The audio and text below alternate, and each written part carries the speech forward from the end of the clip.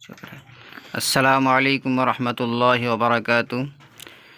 دیکھو بھائیوں، میوات کے اندر 3 دن سے لگاتار بارش چل رہی ہے، جس کی وجہ سے کھیتوں کے اندر پانی بھرا ہوا ہے اور پہاڑ کے اندر بھی نحمدہ و نصلی علی رسولہ الکریم، اما بعد۔ بارش رکی نہیں ہے، جہاں ابھی انسان پانی علم چالو کچھ ہے نہیں بتاتا، نہ وہاں معلوم اللہ نہیں کتنے دن بتاتا تک ہے۔ اور چلے گی۔ اصل موت کے بعد کی زندگی ہے، اس کی تیاری کرو۔ حضرت علی رضی اللہ عنہ کا فرمان ہے، اے لوگو، موت سے کبھی بھی کوئی ٹکر نہیں لے سکا، نہ کوئی بچ سکا۔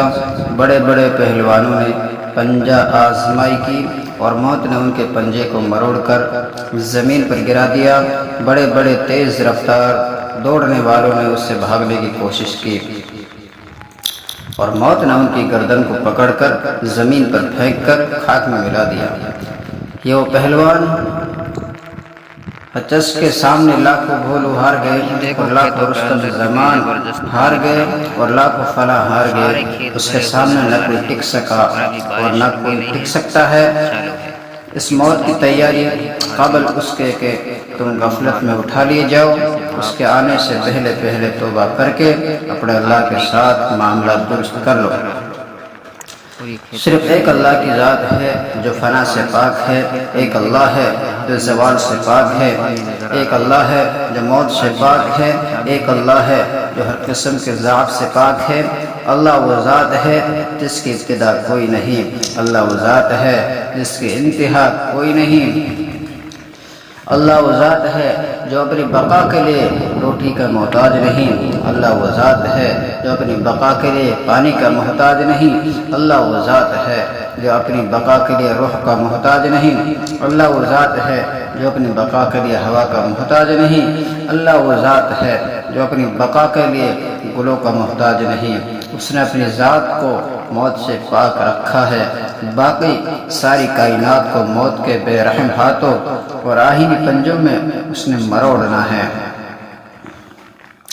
کائنات کا خاتمہ ایک تو مر ہی رہے ہیں، اور ایک دن ایسا آنے والا ہے جو اللہ ساری کائنات پر موت کا کوڑا برسائے گا۔ اذا زلزلت الارض زلزالہا، دیکھو یہ زمین مر رہی ہے، یہ میں آسان لفظوں میں کہہ رہا ہوں۔ وَإِذَا الْأَرْضُ مُدَّتْ وَأَلْقَتْ مَا فِيهَا وَتَخَلَّتْ اِذَا زُلْزِلَتِ الْأَرْضُ زِلْزَالَهَا، یہ دیکھو انسان مر رہے ہیں۔ یوم یکون الناس کالفراش المبثوث، یہ دیکھو پہاڑ مر رہے ہیں۔ وَتَكُونُ الْجِبَالُ كَالْعِهْنِ الْمَنْفُوشِ، یہ دیکھو سمندر مرنے لگے ہیں۔ وَإِذَا الْبِحَارُ فُجِّرَتْ وَإِذَا الْبِحَارُ سُجِّرَتْ، یہ دیکھو آسمان مرنے لگا ہے۔ اِذَا السَّمَاءُ انفطرت اِذَا السَّمَاءُ انشقت، یہ دیکھو سورج مرنے لگا ہے۔ اِذَا الشَّمْسُ كُوِّرَتْ، یہ دیکھو چاند مرنے لگا ہے۔ فَإِذَا بَرِقَ الْبَصَرُ وَخَسَفَ الْقَمَرُ وَجُمِعَ الشَّمْسُ وَالْقَمَرُ، یہ دیکھو ستارے مرنے لگے ہیں۔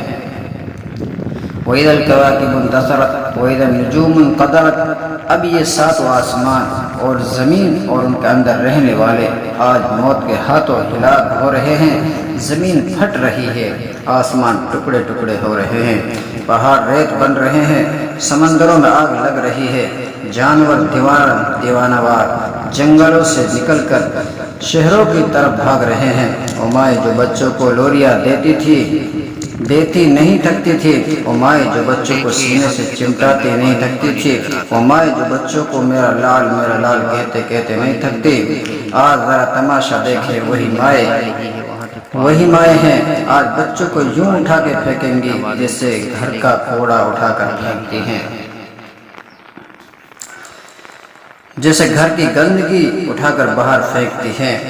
اور اللہ تعالیٰ نے فرمایا بچہ نہیں بلکہ دودھ پیتا بچہ، کیونکہ دودھ پیتا بچہ تو ماں کا ایک لازمی حصہ بن جاتا ہے، وہ اپنے آپ کو بعد میں سنبھالتی ہے اور اپنے دودھ پیتے بچے کو پہلے سنبھالتی ہے۔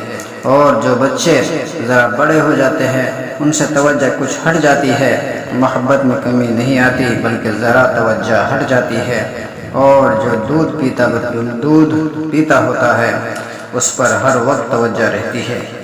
یہ وہ دن ہوگا جب دودھ پیتے بچے کو ماں یوں اچھال کر پھینکیں گی جیسے کوڑا اٹھا کر پھینک دیتے ہیں۔